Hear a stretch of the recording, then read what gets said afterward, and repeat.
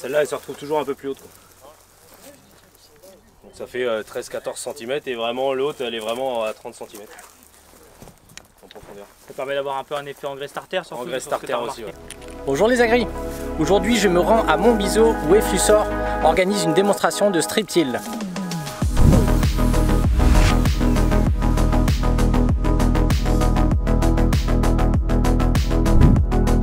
Donc on a cherché à avoir un outil qui pouvait enfouir la matière sur plusieurs hauteurs. Donc c'est-à-dire qu'on peut travailler de 15 à 30 cm en double injection. Donc on cherche vraiment à valoriser le produit pour qu'il y ait le moins de perte d'azote.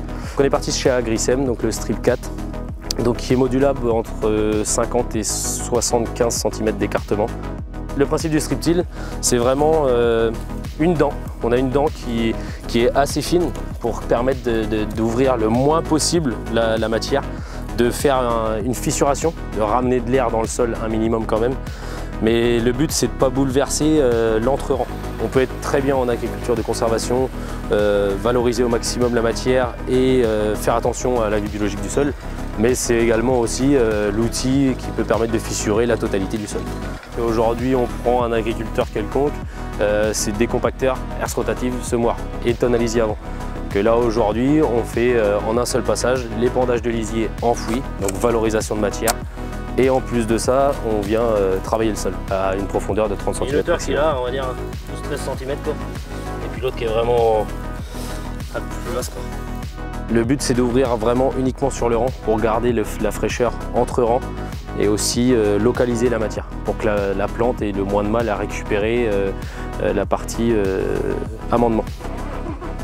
Aujourd'hui on arrive à faire 2 en 1, quoi. On injecte le lisier et on décompacte, on fissure le sol entre guillemets. On peut passer en plein et la personne derrière peut repréparer, c'est-à-dire qu'on peut repasser un coup de herse rotative avec un semoir derrière en combiné pour semer quelconque plante, que ce soit du couvert végétal, nous on a semé du sorgho, ça peut être tout type de semences. On va dire, on n'est pas resté focalisé sur le strip till en lui-même pur et dur, c'est qu'on a cherché à avoir un outil polyvalent qui réponde à la demande de nos clients. Si on veut vraiment valoriser le strip till aujourd'hui, le vrai strip till c'est semi-monograine, forcément. Donc c'est-à-dire qu'on va tabler sur du tournesol, du maïs, des betteraves. On enlève les roucages et on vient mettre un élément de semis à la place des roucages. C'est-à-dire qu'on va pouvoir semer tout ce qui est petites graines ou voire couvert végétal, donc du colza ou des couverts d'été par exemple. Donc là on évite vraiment, on fait vraiment tout en un seul passage.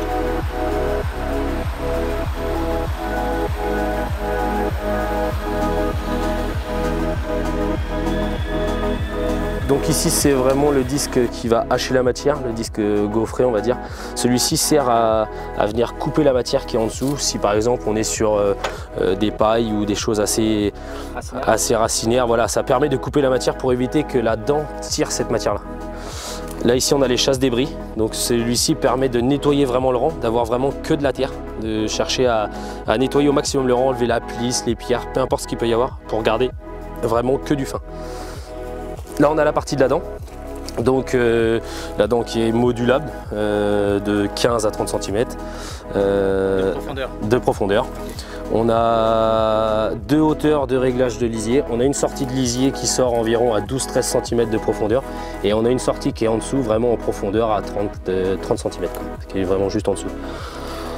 Les 2 disques de chaque côté ici, ça permet d'éviter, parce qu'on travaille à une vitesse entre 10 et 12 km/h. Les 2 disques de chaque côté permettent d'éviter le rejet de terre, on va dire. Ça permet de canaliser la terre au niveau de la dent, pour éviter que ça aille trop loin. Et donc derrière, on a les 2 roues de rappui, donc les roucages, qui servent à faire du fin, à rappuyer le sol et faire du fin assez facilement. Type de sol non préparé. Vraiment derrière des régras ou des orgencillés ou autre chose, peu importe. On peut travailler dans la grosse argile quand même, parce qu'on a des roues cages qu'on appelle, qui permet leur appui assez fort derrière. Donc l'argile, ce qu'il faut faire attention, c'est vraiment à la travailler l'été ou en conditions sèches. Une fois que c'est semé en conditions sèches, dès qu'on prend de l'eau derrière, la partie qui est tassée entre deux va moins prendre l'eau et du coup l'eau va venir glisser sur les rangs qui ont été décompactés et donc là on valorise les 100% de l'eau de pluviométrie. On peut presque dire doubler entre guillemets les quantités d'eau sur le rang. Ça va entre 130 et 170 € de l'hectare. que le passage de l'outil.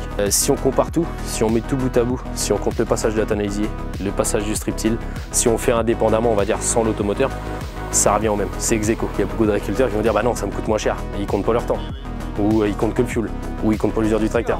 La facture à la journée, elle va coûter cher, c'est sûr, parce qu'il y a de l'approvisionnement, il y a de la logistique, il y a plein de choses, c'est 3-4 tanalisiers, c'est du caisson, ça paraît impressionnant, mais si on ramène ça à l'hectare ou au mètre cube, c'est identique, il n'y a pas de différence.